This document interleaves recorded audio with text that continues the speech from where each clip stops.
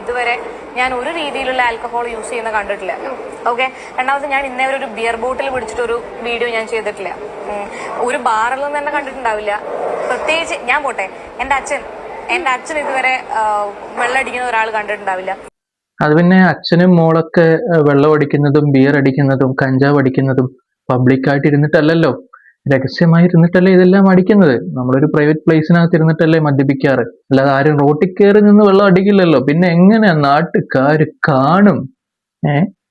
അപ്പൊ കൊച്ചു ബിയർ അടിക്കുന്നത് ആരും കണ്ടിട്ടില്ല. പിന്നെ എന്തിനു വണ്ടി നിർത്താതെ പോയി? കാരണം ഒരു പരിപാടിന്റെ ഇടയിൽ ഞാനൊരു ഈ പറയുന്നത് പോലെ ഒരു ബിയർ അടിച്ചിട്ടുണ്ടായിരുന്നു. അടിച്ച സമയത്ത് വണ്ടി എടുക്കാൻ പാടില്ല എന്നുള്ളത് തന്നെയാണ് എന്റെ ഭാഗത്ത് നിന്ന് തെറ്റാണ്. ഒടുവിൽ കുറ്റസമ്മതം നടത്തിയല്ലേ? ഞാൻ നിർത്താത്തതിന്റെ കാരണം ഞാൻ പറയാം. റോഡിൽ നിർത്തി കഴിഞ്ഞാൽ ഇവരുടെ ഈ ലൈറ്റിന്റെ ഇടയിൽ എല്ലാവരും നമ്മളെ ശ്രദ്ധിക്കുകയും ചെയ്യും.